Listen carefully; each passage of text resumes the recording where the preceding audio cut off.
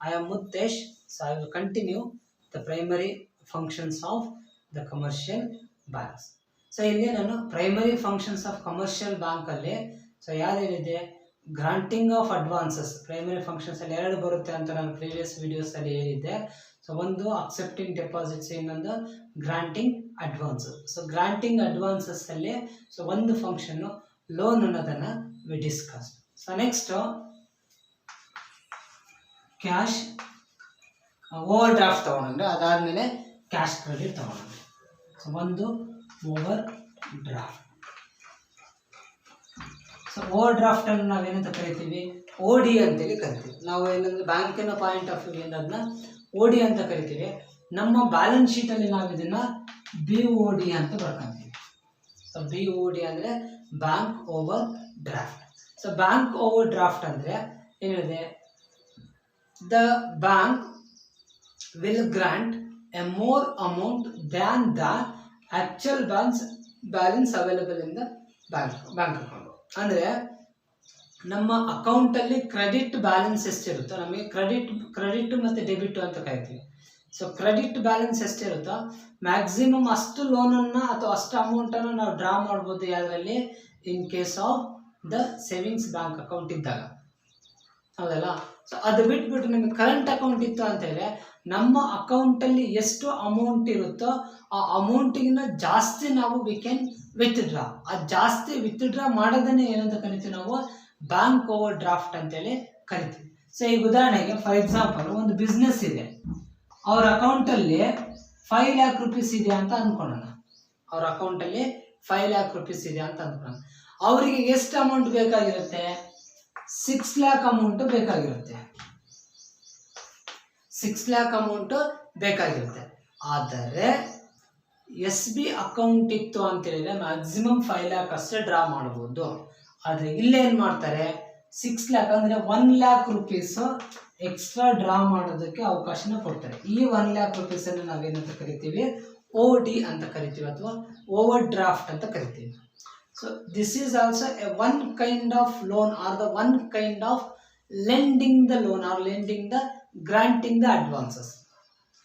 ಅಂದ್ರೆ ಈಗ ಅಡ್ವಾನ್ಸ್ ಕೊಟ್ಟು ನಾವು ನೆಕ್ಸ್ಟ್ ವಾಪಸ್ ಇಸ್ಕೊಂಡಂಗೆ, ಬ್ಯಾಂಕಿನವರು ಸ್ವಲ್ಪ ದಿನ ಆದಮೇಲೆ ದೇ ವಿಲ್ ಕಲೆಕ್ಟ್ ಇಟ್, ಅದನ್ನು ರಿಟರ್ನು ಅಥವಾ ಅದನ್ನು ವಾಪಸ್ ಇಸ್ಕೊತಾರೆ ಅಲ್ಲ. ಸೊ ಅದಕ್ಕೆ ಏನಂತ ಕರಿತೀವಿ ನಾವು, ಓವರ್ ಡ್ರಾಫ್ಟ್ ಅಂತೇಳಿ ಕರಿತೀವಿ. So this is one. So overdraft facility ಯಾವುದಕ್ಕೆ ಇರುತ್ತೆ? ಕರೆಂಟ್ ಅಕೌಂಟ್ಗೆ, ಬಿಸ್ನೆಸ್ಸಿಗೆ ಇರ್ತದೆ. ಸೊ ಇದೇ ಥರ similar to this overdraft ಥರನೇ ಇನ್ನೊಂದು ಇದೆ. ನೆಕ್ಸ್ಟ್ ಫಂಕ್ಷನ್ ಏನಂತ ಕರಿತೀವಿ ನಾವು, ಕ್ಯಾಶ್ ಕ್ರೆಡಿಟ್ ಅಂತ ಕರಿತೀವಿ. ಕ್ಯಾಶ್ ಕ್ರೆಡಿಟ್ ಅದು ಸಿ ಸಿ ಅಂತ ಹೇಳ್ತೀವಿ ನಾವು. ಅದನ್ನ ಬಿ ಒ ಡಿ ಅಂತ ಹೆಂಗೆ ಹೇಳ್ತೀವೋ ಇದನ್ನು ನಾವೇನಂತ ಕರಿತೀವಿ, ಸಿ ಸಿ ಅಂತ ಕರಿತೀವಿ, cash credit. So cash credit ಕೂಡ it has a similar nature of bank overdraft. ಓವರ್ ಡ್ರಾಫ್ಟಿನ ನೇಚರ್ ಏನಿರುತ್ತೆ ಅದೇ ನೇಚರು ಯಾವುದಕ್ಕಿರುತ್ತೆ, ಕ್ಯಾಶ್ ಕ್ರೆಡಿಟ್ಗೂ ಕೂಡ ಇರುತ್ತೆ. ಸೊ ಕ್ಯಾಶ್ ಕ್ರೆಡಿಟ್ ಬಿಸ್ನೆಸ್ನವರು ಯಾಕೆ ತಗೊಂತಾರೆ ಅಂತ. ಸೊ ಕ್ಯಾಶ್ ಕ್ರೆಡಿಟನ್ನು ಬಿಸ್ನೆಸ್ ಅವರು ಯಾಕೆ ತಗೊಂತಾರೆ ಅಂತ. ಕ್ಯಾಶ್ ಕ್ರೆಡಿಟನ್ನು ಬಿಸ್ನೆಸ್ ಅವರು ಯಾಕೆ ತಗೊಂತಾರೆ ಅಂದರೆ to fulfil their working capital. So working capital ರಿಕ್ವೈರ್ಮೆಂಟನ್ನು ಫುಲ್ಫಿಲ್ ಮಾಡೋದಕ್ಕೋಸ್ಕರ ಕ್ಯಾಶ್ ಕ್ರೆಡಿಟನ್ನು ತಗೊತಾರೆ ಬಿಸ್ನೆಸ್ ಅವರು. ಹಂಗಂದ್ರೆ ಈಗ ವರ್ಕಿಂಗ್ ಕ್ಯಾಪಿಟಲ್ ಅಂದರೆ ಏನು ಅಂತ. So working capital means the capital required to run the day to day business activities. Capital required to run day to day business activities, ಅದನ್ನು ನಾವೇನಂತ ಕರಿತೀವಿ, ವರ್ಕಿಂಗ್ ಕ್ಯಾಪಿಟಲ್ ಅಂತೇಳಿ ಕರಿತೀವಿ. ಅಥವಾ ಶಾರ್ಟ್ ಟರ್ಮ್ ರಿಕ್ವೈರ್ಮೆಂಟ್ ಅನ್ನು ಫುಲ್ಫಿಲ್ ಮಾಡೋದು ಯಾವುದು, ಶಾರ್ಟ್ ಟರ್ಮ್ ರಿಕ್ವೈರ್ಮೆಂಟ್ ಅನ್ನ ಫುಲ್ಫಿಲ್ ಮಾಡೋದಕ್ಕೆ ಏನು ಅಮೌಂಟ್ ರಿಕ್ವೈರ್ಮೆಂಟ್ ಇರುತ್ತೋ ಆ ಅಮೌಂಟ್ ಅನ್ನು ನಾವೇನಂತ ಕರಿತೀವಿ, ವರ್ಕಿಂಗ್ ಕ್ಯಾಪಿಟಲ್ ಅಂತೇಳಿ ಕರಿತೀವಿ. ಸೊ ವರ್ಕಿಂಗ್ ಕ್ಯಾಪಿಟಲ್ ಅಲ್ಲಿ ನಮಗೆ we have the gross working capital, net working capital ಅಂತ ಬರ್ತದೆ. ಸೊ ಬಿಸ್ನೆಸ್ ಅಲ್ಲಿ working capital, gross working capital, net working capital. Full ಬರೋದಿಲ್ಲ ನಾನು, ಗ್ರಾಸ್ ವರ್ಕಿಂಗ್ ಕ್ಯಾಪಿಟಲ್ ಮತ್ತೆ ನೆಟ್ ವರ್ಕಿಂಗ್ ಕ್ಯಾಪಿಟಲ್ ಅಂತ ಬರ್ತದೆ. ಸೊ ಗ್ರಾಸ್ ವರ್ಕಿಂಗ್ ಕ್ಯಾಪಿಟಲ್ ಅಂತ ಹೇಳಿದ್ರೆ ಟೋಟಲ್ ಅಸೆಟ್ಸ್ ಯಾವ current assets. Total current assets ಅನ್ನ ಏನಂತ ಕರಿತೀವಿ ನಾವು, ಗ್ರಾಸ್ ವರ್ಕಿಂಗ್ ಕ್ಯಾಪಿಟಲ್ ಅಂತ ಕರಿತೀವಿ. Current assets minus current liabilities ಅನ್ನ ಏನಂತ ಕರಿತೀವಿ, ನೆಟ್ ವರ್ಕಿಂಗ್ ಕ್ಯಾಪಿಟಲ್ ಅಂತ ಕರಿತೀವಿ. ಯಾವಾಗೂ ಕೂಡ ನಮಗೆ ಕರೆಂಟ್ ಅಸೆಟ್ಸ್ ಕರೆಂಟ್ ಲಯಬಿಲಿಟೀಸ್ಗಿಂತ ಜಾಸ್ತಿ ಇರಬೇಕು. ಯಾವಾಗೂ ಕೂಡ ಕರೆಂಟ್ ಅಸೆಟ್ಸ್ ಕರೆಂಟ್ ಲಯಬಿಲಿಟೀಸ್ಗಿಂತ ಏನಾಗಿರಬೇಕು, ಜಾಸ್ತಿ ಇರಬೇಕು.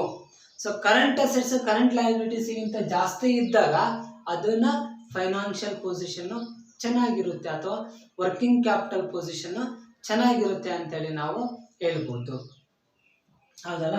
So this is one. ಈ ವರ್ಕಿಂಗ್ ಕ್ಯಾಪಿಟಲ್ ರಿಕ್ವೈರ್ಮೆಂಟ್ ಅನ್ನು ಫುಲ್ಫಿಲ್ ಮಾಡಕ್ಕೆ ಏನ್ ಮಾಡ್ತಾರೆ, ಬ್ಯಾಂಕಿಂದ ಅಮೌಂಟ್ ಅನ್ನು ತಗೊಂತಾರೆ. ಆ ಅಮೌಂಟ್ ಅನ್ನು ನಾವೇನಂತ ಕರಿತೀವಿ, ಕ್ಯಾಶ್ ಕ್ರೆಡಿಟ್ ಅಂತೇಳಿ ಕರಿತೀವಿ. ಸೊ ಈ ಕ್ಯಾಶ್ ಕ್ರೆಡಿಟ್ ನಮಗೆ ಮತ್ತೆ ಬ್ಯಾಂಕ್ ಓವರ್ ಡ್ರಾಫ್ಟ್ ಎರಡೂ ಕೂಡ ಸಿಮಿಲರ್ ನೇಚರ್ ಇದೆ, ಎರಡೂ ಕೂಡ ಒಂದೇ ನೇಚರ್ ಇದ್ದಾವೆ. ನಮಗೆ we can make some of the differences between the cash credit, so cash credit and the overdraft. ಓವರ್ ಡ್ರಾಫ್ಟಿಗೂ ಮತ್ತೆ ಕ್ಯಾಶ್ ಕ್ರೆಡಿಟ್ಗೂ ಒಂದಿಷ್ಟು ಡಿಫ್ರೆನ್ಸ್ ಅನ್ನ ಮಾಡೋಣ, ಹೌದಲ್ಲ. ಸೊ ಇದು ಬೇಸಿಸ್ ಆಫ್ ಡಿಫ್ರೆನ್ಸ್, ಇದು ಕ್ಯಾಶ್ ಕ್ರೆಡಿಟ್, ಇದು bank overdraft BOD.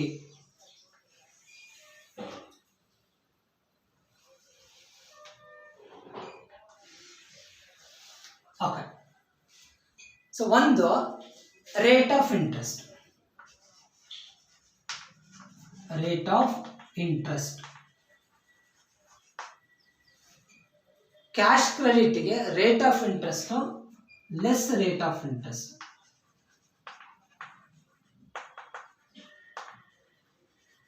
So bank ಓವರ್ ಡ್ರಾಫ್ಟಿಗೆ ಏನಿರುತ್ತೆ, ಹೈ ರೇಟ್ ಆಫ್ ಇಂಟ್ರೆಸ್ಟ್.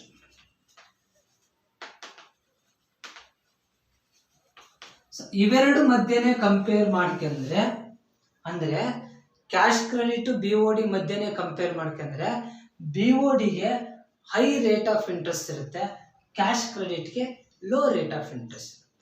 ಯಾವಾಗ ಕೂಡ ಕ್ಯಾಶ್ ಕ್ರೆಡಿಟ್ಗೆ ಕಡಿಮೆ ಇಂಟ್ರೆಸ್ಟ್ ರೇಟ್ ಇರುತ್ತೆ. ಏನು interest rate charged by the bank which needs to be paid by the company. So ಆ ಅಮೌಂಟನ್ನು, ಇಂಟ್ರೆಸ್ಟ್ ಅಮೌಂಟನ್ನು ಪೇಮೆಂಟ್ ಮಾಡಬೇಕು. That means the company is liable to make a payment of interest. ಯಾಕಂದರೆ extra ಅಮೌಂಟನ್ನು in the form of a loan ತಗೊಂಡಿದ್ದಾರೆ ಅಂದರೆ they have to repay. So ಇದು ಒಂದು. ಸೊ ನೆಕ್ಸ್ಟ್ ನಮಗೆ ಟರ್ಮ್ ಅಂತ ತಗೊಂಡಾಗ ಅಥವಾ ಟೆನ್ಯೂರ್ ಅಂತ ಕರಿತೀವಿ ನಾವು, ಟೆನ್ಯೂರ್ ಅಥವಾ ಟರ್ಮ್. ಸೊ ಟೆನ್ಯೂರು ಅಥವಾ ಟರ್ಮ್ ಅಂತ ತಗೊಂಡಾಗ ಇಲ್ಲಿ ಏನಾಗಿರುತ್ತೆ, ಇದು ಶಾರ್ಟ್ ಟರ್ಮಿಗೆ ಇರ್ತದೆ, ಇದು ಲಾಂಗ್ ಟರ್ಮಿಗೆ ಇರುತ್ತೆ.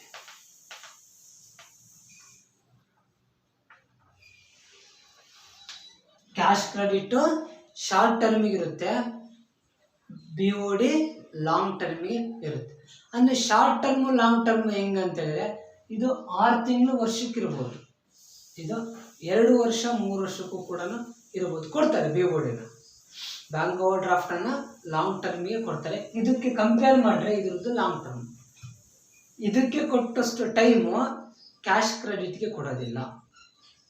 ಇದಕ್ಕೆ ಅಂದರೆ BODಗೆ ಕೊಟ್ಟಷ್ಟು ಟರ್ಮು ಅಥವಾ ಟೆನ್ಯೂರು ಕ್ಯಾಶ್ ಕ್ರೆಡಿಟ್ಗೆ ಕೊಡೋದಿಲ್ಲ. So this is another difference we can make between the cash credit and the bank over draft.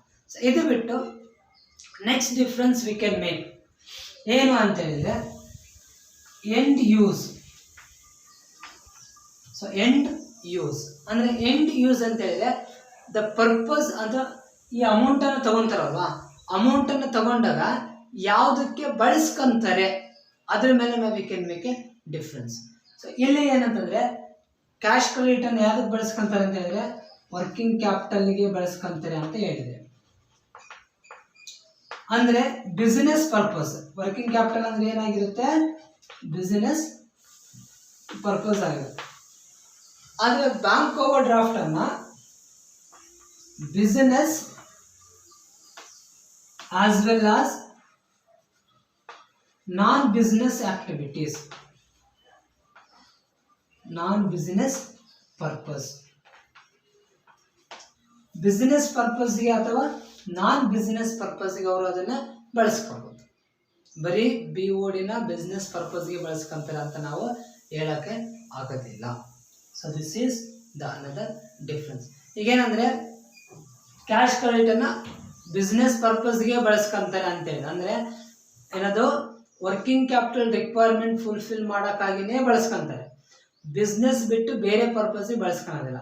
ಇಲ್ಲಿ ಯಾರಿಗಾರು ಪೇಮೆಂಟ್ ಮಾಡೋದಿದ್ರು ಬಳಸ್ಕೋಬೋದು ಅಲ್ಲ. ಸೊ ಯಾವ್ದಾದ್ರು ಒಂದು ರಿಕ್ವೈರ್ಮೆಂಟ್ ಇತ್ತಂದರೆ ಇಲ್ಲಿ ಸ್ಪೆಸಿಫಿಕೇಶನ್ ಅಂತ ಇರೋದಿಲ್ಲ, ನಾನ್ ಬಿಸ್ನೆಸ್ ಆಕ್ಟಿವಿಟೀಸ್ಗೂ ಕೂಡ ಬಳಸ್ಕೋಬೋದು. This is the one of the difference we can make. ಅದಾದಮೇಲೆ ಇದನ್ನ ಎಕ್ಸಾಂಪಲ್ ತಗೋಣ, ಯಾವ್ದಾವುದಕ್ಕೆ ಬಳಸ್ಬೋದು, ಕ್ಯಾಶ್ ಕ್ರೆಡಿಟನ್ನು ಯಾವುದಕ್ಕೆ ಬಳಸ್ಬೋದು, ಬ್ಯಾಂಕ್ ಓವರ್ ಡ್ರಾಫ್ಟನ್ನು ಯಾವುದಕ್ಕೆ ಬಳಸ್ಬೋದು ಅಂತ. ಸೊ ಕ್ಯಾಶ್ ಕ್ರೆಡಿಟನ್ನು ಯಾವ್ದಾವುದಕ್ಕೆ ಬಳಸ್ತಾರೆ ಅಂತ. ಸೊ ಕ್ಯಾಶ್ ಕ್ರೆಡಿಟನ್ನು ಯಾವ್ದಾವುದಕ್ಕೆ ಬಳಸ್ತಾರೆ ಅಂತೇಳಿದ್ರೆ, ಒಂದು ಸ್ಯಾಲ್ರಿ ಮತ್ತು ವೇಜಸ್ ಪೇಮೆಂಟ್ ಮಾಡೋಕ್ಕೆ ಬಳಸ್ತಾರೆ. ಸೊ ನೆಕ್ಸ್ಟ್ ಇದನ್ನು ನಾನು ಕಾಲಮ್ ಹಾಕ್ತೀನಿ. ಆಮೇಲೆ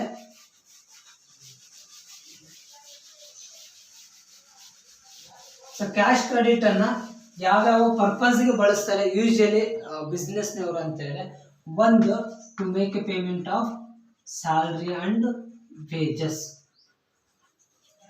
ಸ್ಯಾಲ್ರಿ ಮತ್ತು ವೇಜಸ್ ಪೇಮೆಂಟ್ ಮಾಡೋದಕ್ಕೆ ಅದನ್ನೇ ಕ್ಯಾಶ್ ಕ್ರೆಡಿಟನ್ನು ಬಳಸ್ಕೊಂತಾರೆ. ಸೊ ಅದಾದಮೇಲೆ next purchase of raw material, purchase of raw material. So ಬಿಸ್ನೆಸ್ಸಲ್ಲಿ ರಾ ಮೆಟೀರಿಯಲ್ಸ್ ಬೇಕಾಗುತ್ತೆ. ರಾ ಮೆಟೀರಿಯಲ್ಸ್ ಇಲ್ಲ ಅಂತಂದರೆ ನಾವೇನು ಪ್ರೊಡಕ್ಷನ್ ಇರೋದು, ಪ್ರೊಡಕ್ಟಿವಿಟಿನೇ ಇಲ್ದಂಗೆ ಆಗುತ್ತೆ. ಸೊ ಪ್ರೊಡಕ್ಷನ್ ಬೇಕು ಅಂದ್ರೆ ಏನು ಬೇಕು, ರಾ ಮೆಟೀರಿಯಲ್ ಬೇಕು. ಪ್ರೊಡಕ್ಷನ್ ಇಲ್ಲ ಅಂದರೆ ರಾ ಮೆಟೀರಿಯಲ್ ಸಿಗೋದಿಲ್ಲ. ಸೊ ಆ ರಾ ಮೆಟೀರಿಯಲ್ ಪರ್ಚೇಸ್ ಮಾಡೋದಕ್ಕೆ ಎಲ್ಲ ಟೈಮಲ್ಲೂ ಅಮೌಂಟ್ ಇರುತ್ತೆ ಅಂತ ಹೇಳೋಕ್ಕಾಗೋದಿಲ್ಲ. ಸೊ ಅಮೌಂಟ್ ಇಲ್ಲ ಅಂತ ಹೇಳಿದ್ರೆ ಏನು ಮಾಡ್ತಾರೆ, ಕ್ಯಾಶ್ ಕ್ರೆಡಿಟಿಂದ ತೊಗೊಂಡಂಥ ಅಮೌಂಟನ್ನು they will use for the purchase of raw material. So Ra material purchase ಮಾಡೋದಕ್ಕೆ ಬಳಸ್ತಾರೆ. ಮತ್ತು maintenance of inventory, maintenance of inventory. So inventory maintenance charges ಇರ್ತದಲ್ವಾ. ಸೊ ಏನು ಉದಾಹರಣೆಗೆ ಇನ್ವೆಂಟ್ರಿ ಮೇಂಟೆನೆನ್ಸ್ ಚಾರ್ಜಸ್ ಎಲ್ಲಿ ಬರುತ್ತೆ, ವೇರ್ ಹೌಸಲ್ಲಿ ಬರುತ್ತೆ. ಸೊ ವೇರ್ ಹೌಸ್ ಇರುತ್ತೆ, ವೇರ್ ಹೌಸಲ್ಲಿ ಆ ವೇರ್ ಹೌಸ್ ಮೇಂಟೆನೆನ್ಸಿಗೆ ಯಾವುದನ್ನ ಕ್ಯಾಶ್ ಕ್ರೆಡಿಟನ್ನು ಬಳಸ್ಕೋಬೋದು. ಸೊ ವೇರ್ ಹೌಸಲ್ಲಿ ಏನೇನು ಮೇಂಟೆನೆನ್ಸ್ ಇರ್ತದೆ, ಸೊ ವೇರ್ ಹೌಸಲ್ಲಿ ಏನೇನು ಮೇಂಟೆನೆನ್ಸ್ ಇರುತ್ತೆ ಅಂತಂದರೆ, ಒಂದು ಅಲ್ಲಿ ಒಬ್ಬ ಸೆಕ್ಯೂರಿಟಿನ ಅಪಾಯಿಂಟ್ ಮಾಡ್ಬೋದು, ಸೆಕ್ಯೂರಿಟಿಗೆ ಸ್ಯಾಲ್ರಿ ಕೊಡ್ಬೋದು. ಅದಾದಮೇಲೆ ನೆಕ್ಸ್ಟ್ ಏನಂತ ಹೇಳಿದ್ರೆ ಅಲ್ಲಿ ಎಲೆಕ್ಟ್ರಿಸಿಟಿ ಬೇಕು, ಅದೆಲ್ಲ ಕರೆಂಟ್ ಎಲ್ಲ ಬೇಕಲ್ವಾ.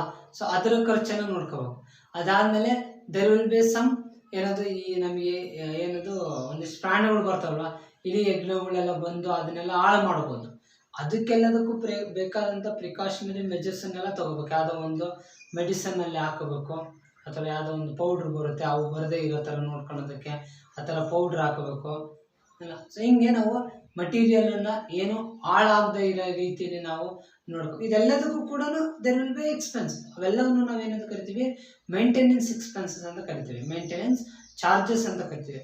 ಆ ಮೇಂಟೆನೆನ್ಸ್ ಚಾರ್ಜಸನ್ನು ಕ್ಯಾಶ್ ಕ್ರೆಡಿಟಿಂದ ಅವರು ಬಳಸ್ಕೊಬೋದು. ಸೊ ಅದಾದಮೇಲೆ ಇದು ಬಿಟ್ಟು ಬ್ಯಾಂಕ್ ಓವರ್ ಡ್ರಾಫ್ಟಿಂಗ್ ಬೇರೆ ಏನಕ್ಕಾರ ಅವರು ಬಿಸ್ನೆಸ್ಸಲ್ಲಿ ಅಮೌಂಟ್ ರಿಕ್ವೈರ್ಮೆಂಟ್ ಇದೆ, ಶಾರ್ಟ್ ಟರ್ಮ್ ರಿಕ್ವೈರ್ಮೆಂಟ್ ಇದೆ. ಏನು ಈಗ ಉದಾಹರಣೆಗೆ ಯಾರು ಕ್ರೆಡಿಟರ್ಸಿಗೆ ಅರ್ಜೆಂಟ್ ಪೇಮೆಂಟ್ ಮಾಡಲೇಬೇಕಾಗಿರುತ್ತೆ. ಈಗ ಬಿಸ್ನೆಸ್ಸಲ್ಲಿ ಕ್ರೆಡಿಟರ್ಸ್ ಇರ್ತಾರೆ ಆಯಿತಾ, ಅವರಿಗೆ ಅರ್ಜೆಂಟಾಗಿ ಪೇಮೆಂಟ್ ಮಾಡಲೇಬೇಕಾಗಿರುತ್ತೆ. So then you can use this amount ಅಲ್ಲ. ಈಗ ಟ್ಯಾಕ್ಸ್ ಕಟ್ಟಿರೋದಿಲ್ಲ, ಟ್ಯಾಕ್ಸ್ ಕಟ್ಟಲೇಬೇಕಾಗಿರ್ತದೆ. ಈಗ ಅರ್ಜೆಂಟು ಟ್ಯಾಕ್ಸ್ ಕಟ್ಟ ಡೇಟ್ ಮುಗಿದೋಗಿರುತ್ತೆ, ಟ್ಯಾಕ್ಸ್ ಕಟ್ಟಕ್ಕೆ ಅವ್ರ ಹತ್ರ ಅಮೌಂಟ್ ಇರಲಿಲ್ಲ ಅಂತ ಹೇಳಿದ್ರೆ, ಯಾವ್ದಾರು ಅಂದರೆ ರಿಸರ್ವ್ ಏನಾದರೂ ಮೇಂಟೈನ್ ಮಾಡಲಿಲ್ಲ ಟ್ಯಾಕ್ಸಿಗೆ ಅಂತ ಹೇಳಿದ್ರೆ, they can use the bank overdraft amount. So ಹಿಂಗೆ so this difference we can make between the so ಏನದು between cash credit and the BOD, cash credit ಮತ್ತು BOD. ಸೊ ಇನ್ನೊಂದು ಡಿಫ್ರೆನ್ಸನ್ನು ಮಾಡ್ಬೋದು. ಇನ್ನೊಂದು ಡಿಫ್ರೆನ್ಸನ್ನು ಅಂದರೆ ಈಗ ಗ್ರಾಂಟಿಂಗ್ ಆಫ್ ಲೋನ್ ಅಂದರೆ basis for granting, basis for granting ಅಂದರೆ ಕ್ಯಾಶ್ ಕ್ರೆಡಿಟನ್ನು ಸ್ಯಾಂಕ್ಷನ್ ಮಾಡೋಕ್ಕೆ ಒಂದು ಅಂದರೆ ಕ್ಯಾಶ್ ಕ್ರೆಡಿಟ್ ಅನ್ನು ಕೊಡೋಕೆ ಒಂದು ಬೇಸಿಸ್ ಇದೆ, BOD ಅನ್ನು ಕೊಡೋಕೆ ಕೂಡ ಒಂದು ಬೇಸಿಸ್ ಇದೆ. ಸೊ ಕ್ಯಾಶ್ ಕ್ರೆಡಿಟ್ ಅನ್ನು ಯಾವುದ್ರ ಮೇಲೆ ಕೊಡ್ತಾರೆ ಅಂದರೆ based on value of inventory. Cash credit ಅನ್ನು ಯಾವುದ್ರ ಮೇಲೆ ಕೊಡ್ತಾರೆ, value of inventory at warehouse. So warehouse ಅಲ್ಲಿ ಇನ್ವೆಂಟ್ರಿ ಇರುತ್ತೆ, ಆ ಇನ್ವೆಂಟ್ರಿಯ ವ್ಯಾಲ್ಯೂ ಏನಿರುತ್ತೋ ಆ ವ್ಯಾಲ್ಯೂ ಮೇಲೆ ಕ್ಯಾಶ್ ಕ್ರೆಡಿಟ್ ಅನ್ನ ಕೊಡ್ತಾರೆ. ಆದರೆ BOD ಏನ್ ಮಾಡ್ತಾರೆ, based on financial statement. Financial statements. So financial statements basis ಮೇಲೆ ಅಂದ್ರೆ ಪ್ರಾಫಿಟ್ ಅಂಡ್ ಲಾಸ್ ಅಕೌಂಟ್ ಮತ್ತೆ ಬ್ಯಾಲೆನ್ಸ್ ಶೀಟಿನ ಬೇಸಿಸ್ ಮೇಲೆ they will sanction the amount. ಅಂದ್ರೆ ಲೋನ್ ಅನ್ನ ಅದ್ರ BOD ನ ಸ್ಯಾಂಕ್ಷನ್ ಮಾಡ್ತಾರೆ. ಇದು ಕೂಡ ಬೇಸಿಸ್ ಆಫ್ ಗ್ರಾಂಟಿಂಗ್ ಅಥವಾ ಬೇಸಿಸ್ ಆಫ್ ಲೆಂಡಿಂಗ್. ಅಂದ್ರೆ ಕಂಪನಿ ಯಾವ್ದ್ರ ಮೇಲೆ, ಬ್ಯಾಂಕಿನವರು. ಸೊ ಬ್ಯಾಂಕಿನವರು ಅಮೌಂಟ್ ಅನ್ನ ಪೇಮೆಂಟ್ ಮಾಡ್ತಾರೆ.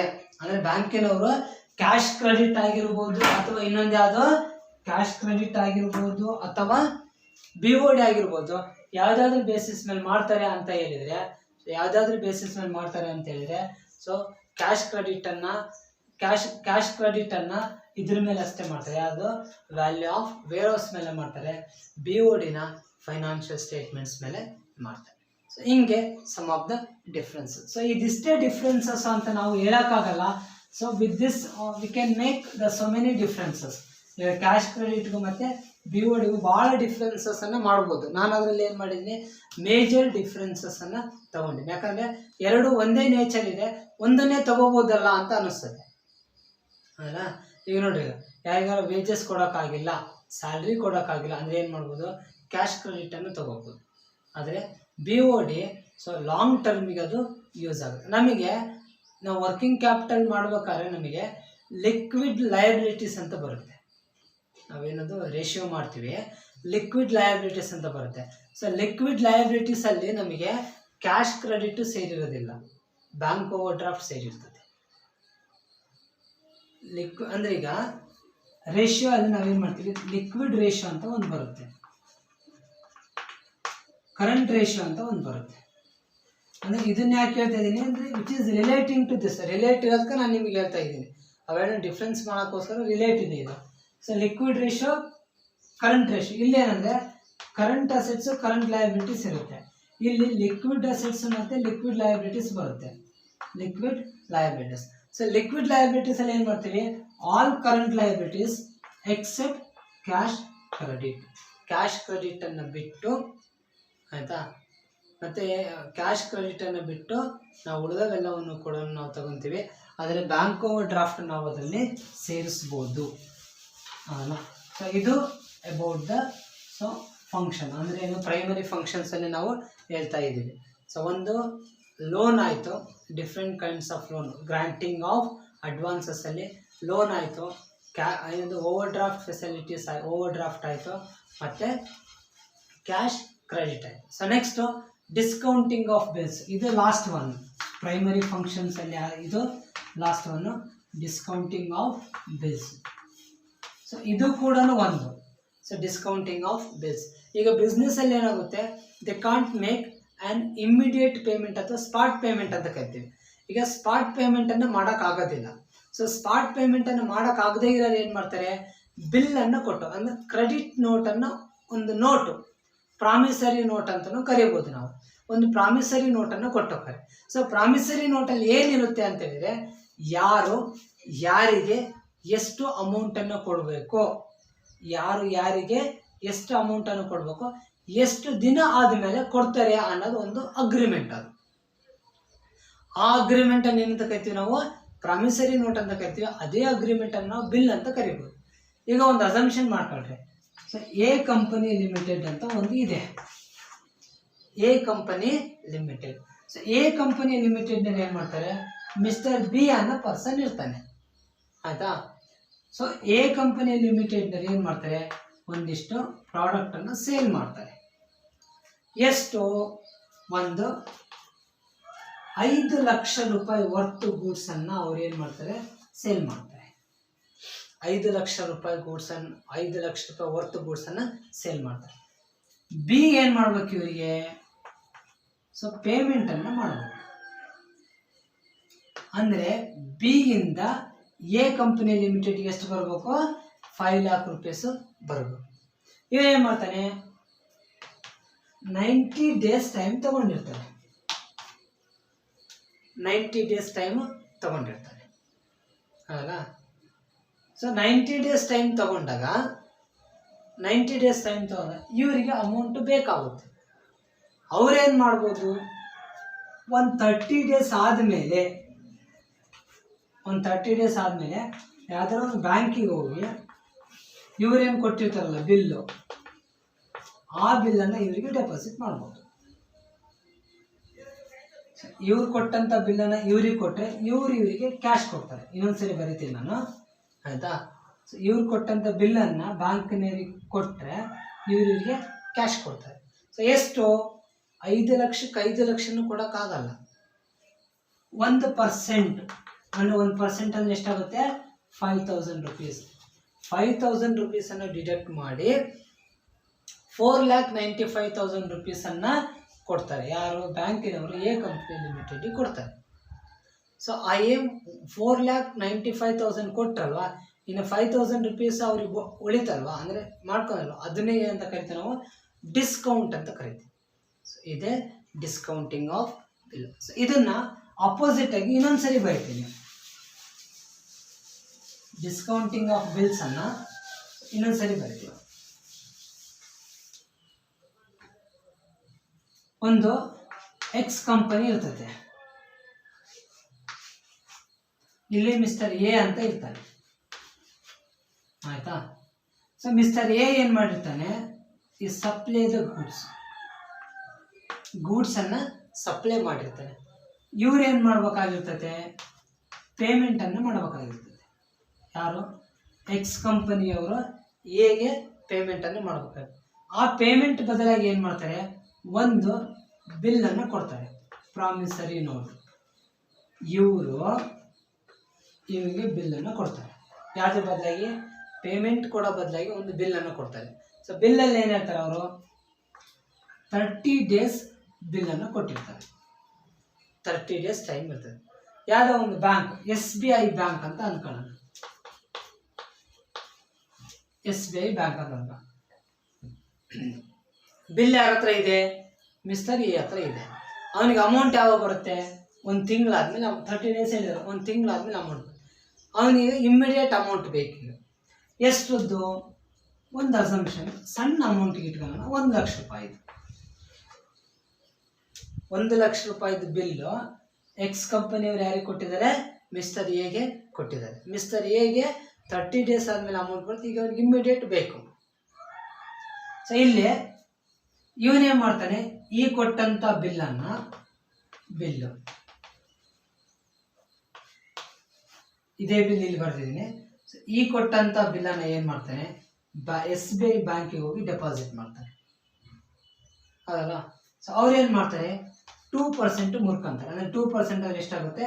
2,000 rupees ಮುರ್ಕೊಂಡು ಇಲ್ಲ ಬ್ಯಾಲೆನ್ಸು 98,000 rupees ಬ್ಯಾಂಕಿನವರು ಇವರು ಈ 98 rupees ಯಾರಿಗೆ ಕೊಡ್ತಾರೆ? ಮಿಸ್ಟರ್ ಎಗೆ ಕೊಡ್ತಾರೆ. 98 rupees ಇವನಿಗೆ ಅಮೌಂಟ್ ಕ್ಯಾಶ್ ಬಂದ್ಬಿಡ್ತು. ಬಿಲ್ ಇನ್ನೂ ಕ್ಲಿಯರ್ ಆಗಿಲ್ಲ, 98 rupees ಬಂದ್ಬಿಡ್ತು. ಅಂದರೆ 2,000 ರೂಪಾಯಿ ಹೋಯ್ತು. 2,000 ರೂಪಾಯಿ ಏನು ಮಾಡ್ಕೊಂಡ್ರು? SBIನವರು ಡಿಸ್ಕೌಂಟ್ ಮಾಡ್ಕೊಂಡ್ರು. ಅದಾದ್ಮೇಲೆ ನೆಕ್ಸ್ಟ್ ಫರ್ದರ್ ಏನಾಗುತ್ತೆ? ಈ ಬಿಲ್ಲನ್ನು ಇವ್ರೇನು ಮಾಡ್ತಾರೆ? ಇವ್ರಿಗೆ ಕಳಿಸಿ ಎಷ್ಟು? 1 ಲಕ್ಷ ರೂಪಾಯಿ ಕ್ಯಾಶನ್ನು ಯಾವಾಗ ಇಸ್ಕೊತಾರೆ? 30 days ಆದಮೇಲೆ ಇಸ್ಕೊತಾರೆ. 1 ಲಕ್ಷ ರೂಪಾಯಿ ಕ್ಯಾಶನ್ನು 30 days ಆದಮೇಲೆ ಇವರು ಇಸ್ಕೊತಾರೆ. ಇವನಿಗೆ ಕೊಟ್ಟಿದ್ದೆಷ್ಟು? 98,000. ಇವ್ರ ಹತ್ರ ಇಸ್ಕೊಳೋದೆಷ್ಟು ಅಮೌಂಟು? 1 lakh rupees. ಅದೇನು 2,000 rupees ಇರ್ತದಲ್ಲ, ಅದನ್ನೇ ಏನಂತ ಕರಿತೀವಿ? ಡಿಸ್ಕೌಂಟಿಂಗ್ ಆಫ್ ಬಿಲ್ಸ್ ಅಂತ ಕರಿತೀವಿ. ಸೊ ಅವರೇನು ಬ್ಯಾಂಕಿನವರು 30 days ವೆಯ್ಟ್ ಮಾಡ್ತಾರಲ್ವ, ಆ ವೆಯ್ಟ್ ಮಾಡೋದಕ್ಕೋಸ್ಕರ ಇಷ್ಟು ಅಮೌಂಟನ್ನು ನಾನೇನು ಹೇಳಿದೆ? 2% ಹೇಳಿದೆ. ಅಮೌಂಟು ಜಾಸ್ತಿ ಆದಷ್ಟು ಅವ್ರದ್ದು ಮಾಡ್ಕೊತಕ್ಕಂಥ ಅಂದರೆ ಏನು? ಡಿಸ್ಕೌಂಟಿನ ಅಮೌಂಟೂ ಜಾಸ್ತಿ ಆಗುತ್ತೆ. ಪರ್ಸೆಂಟೇಜು ಕೂಡ ಅವರು ಜಾಸ್ತಿ ಮಾಡ್ಕೋಬೋದು. ಏನಂದರೆ based on the requirement of the customer. So ಇದು ಎಂದು ಕರಿತೀವಿ discounting of bills. I hope that ಇದು ಅರ್ಥ ಆಯಿತು ಅಂತ ನಿಮಗೆ ನಾನು ಅಂದ್ಕೊಂಡಿದ್ದೀನಿ. So these are all the primary functions of commercial bank ಅಥವಾ ಬ್ಯಾಂಕಿನ. ಸೊ ಬ್ಯಾಂಕಿನ ಪ್ರೈಮರಿ ಫಂಕ್ಷನ್ಸು. ಸೊ ಇವು 4 ಕೂಡ ಯಾವುದ್ರಲ್ಲಿ ಸೇರುತ್ತೆ? ಗ್ರಾಂಟಿಂಗ್ ಆಫ್ ಅಡ್ವಾನ್ಸಸ್ ಅಲ್ಲಿ ಸೇರುತ್ತೆ. ಸೊ ಗ್ರಾಂಟಿಂಗ್ ಆಫ್ ಅಡ್ವಾನ್ಸಸ್ ಅಲ್ಲಿ ನಾನು ಯಾವುದೇ ಹೇಳಿದೆ? ಸೊ ಒಂದು ಲೋನ್ ಅಂತ ಹೇಳಿದೆ, ಇನ್ನೊಂದು ಓವರ್ ಡ್ರಾಫ್ಟ್ ಫೆಸಿಲಿಟಿ ಅಂತ ಹೇಳಿದೆ, ಇನ್ನೊಂದು ಕ್ಯಾಶ್ ಕ್ರೆಡಿಟ್ ಅಂತ ಹೇಳಿದೆ, ಇನ್ನೊಂದು ಡಿಸ್ಕೌಂಟಿಂಗ್ ಆಫ್ ಬಿಲ್ಸ್ ಅಂತ ಹೇಳಿದೆ. So next in the further videos we can discuss about the secondary functions. So secondary functions of bank ಅನ್ನು ನಾವು ಫರ್ದರ್ ಕ್ಲಾಸಲ್ಲಿ ನಾವು ನೋಡೋಣ. So this is for the today's video. So thank you watching for my video. So ನನ್ನ ಚಾನಲನ್ನು subscribe ಮಾಡಿರಿ, like ಮಾಡಿರಿ, share ಮಾಡಿರಿ, ಕಮೆಂಟ್ ಮಾಡಿರಿ. Thank you.